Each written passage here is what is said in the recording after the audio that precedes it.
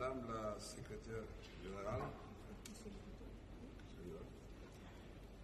Madame la secrétaire générale, Madame la présidente de la session, Messieurs le vice-président et secrétaire général adjoint de la présente session, Mesdames et Messieurs, distingués invités, qu'il me soit permis, au nom de la délégation qui m'accompagne et au mien propre, de remercier particulièrement Madame la secrétaire générale pour l'accueil chaleureux qui nous a été réservé.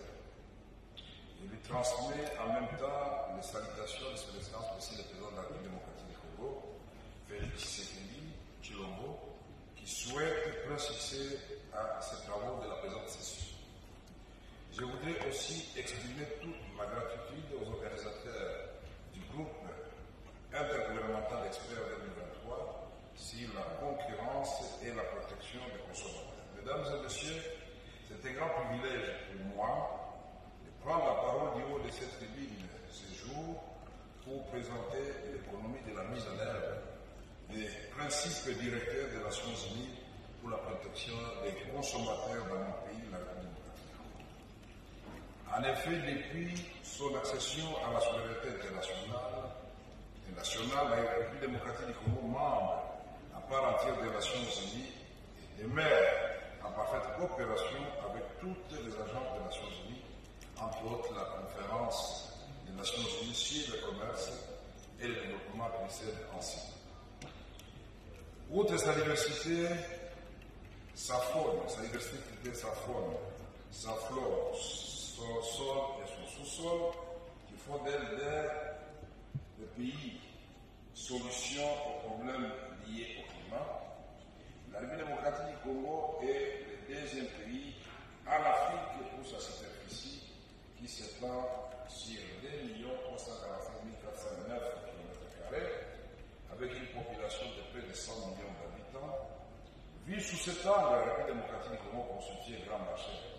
tant au niveau continental que mondial, et la protection des consommateurs demeure pour le gouvernement de mon pays une préoccupation majeure pour la satisfaction des besoins de la population. Mesdames et messieurs,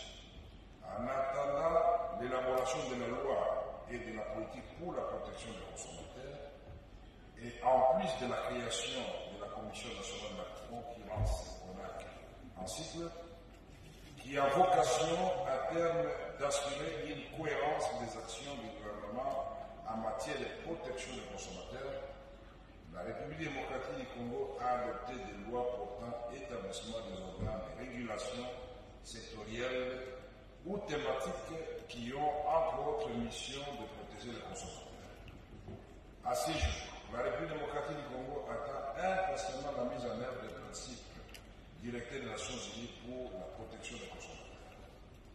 Les secteurs concernés actuellement sont notamment les télécommunications, les assurances, l'énergie, le transport aérien, la communication, l'industrie, la pharmacie, l'agriculture et l'élevage, les commerces extérieurs ainsi que la sous-traitance. Pour assurer la protection des consommateurs dans le secteur de l'agriculture et l'élevage, mon pays a confié au service de quarantaine animale et végétale aux frontières la responsabilité d'assurer la protection du territoire national contre l'introduction et la propagation des maladies exotiques d'origine végétale et de leurs produits dérivés. D'ordonner la saisie, les refoulements, la mise en quarantaine ou le traitement et le cas échéant la destruction des denrées alimentaires, des produits phytosanitaires reconnus périmés,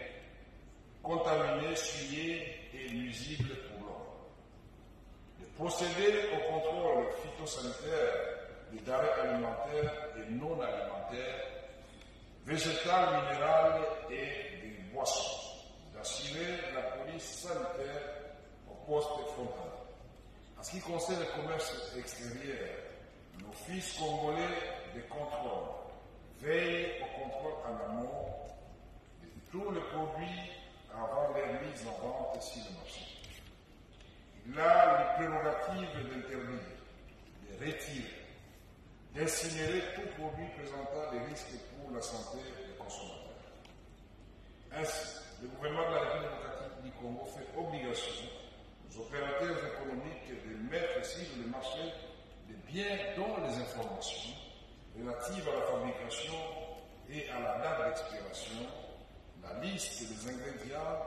et les autres renseignements utiles sont clairement lisibles. S'agissant de certains produits jugés stratégiques,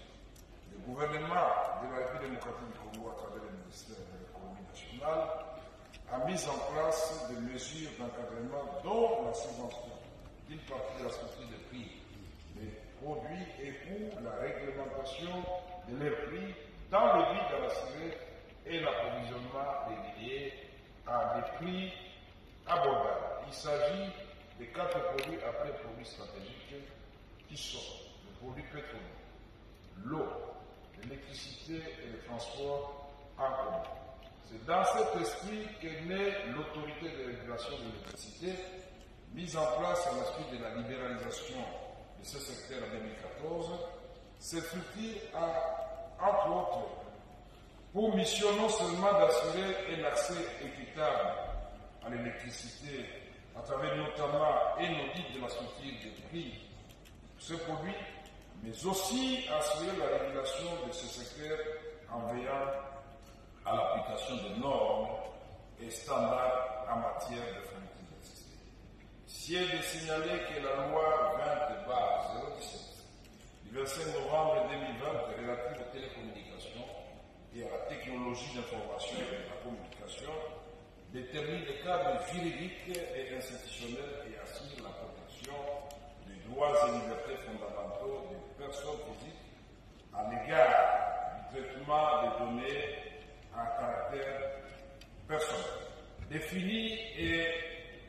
réprime les fraudes et les infractions du secteur des télécommunications et des technologies de l'information et de la communication. Manifestement, les articles 96, 97, 99 et 100 de cette loi donnent droit aux consommateurs notamment d'avoir accès à des services de qualité et réguliers, à l'inviolabilité et au secret de communication et s'organiser en ces états. Aussi, il est important de signaler que le ministère en charge du numérique vient d'élaborer une loi promulguée par son Excellence Monsieur le Président de la République, dont certains articles, notamment ceux relatifs à la protection des données privées, prévoient les dispositions pour la protection des consommateurs.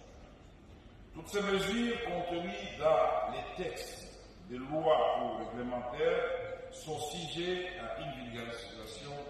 intensive et à l'intention des consommateurs à travers les associations de consommateurs constituées afin que ces derniers aient connaissance de leurs droits. De plus, dans le cadre de ce processus de vulgarisation, la CONAC organise les ateliers réunissant toutes les parties présentes à la concurrence et protection des consommateurs afin de discuter des thématiques de l'heure et échanger des perspectives. Mesdames et messieurs, distingués invités, comme mentionné au début de mon allocution, la République démocratique du Congo a ambition de se doter très prochainement d'une politique ainsi que d'une loi sur la protection des consommateurs. Ces éléments viendront compléter l'arsenal juridique disponible afin d'avoir une couverture quasi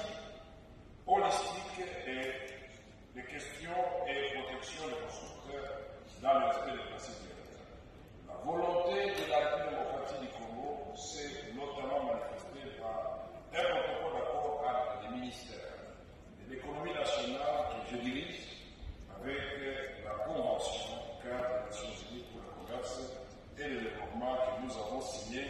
au mois de février de cette année. Ce protocole d'accord porte sur l'appui technique à la CONAC en vue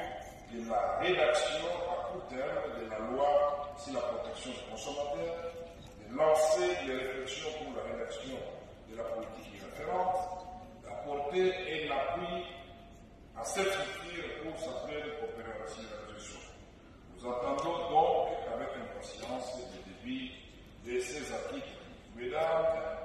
et messieurs, Madame la secrétaire générale, Madame la présidente de la présente session, distingués invités, je ne saurais clore mon propos sans remercier la conférence des Nations Unies sur le commerce et le développement pour l'accompagnement apporté à mon ministère, notamment dans le processus de la rédaction de la loi sur la liberté des prix et la concurrence, mais aussi pour les différents appuis techniques apportés en même temps à travers la Commission nationale de la concurrence. Je souhaite que ces partenariats soient profitables et prolifiques, non seulement à la CONAC, mais aussi à tous les acteurs impliqués dans la question de la protection des consommateurs, à l'instar des associations de consommateurs et du patronat.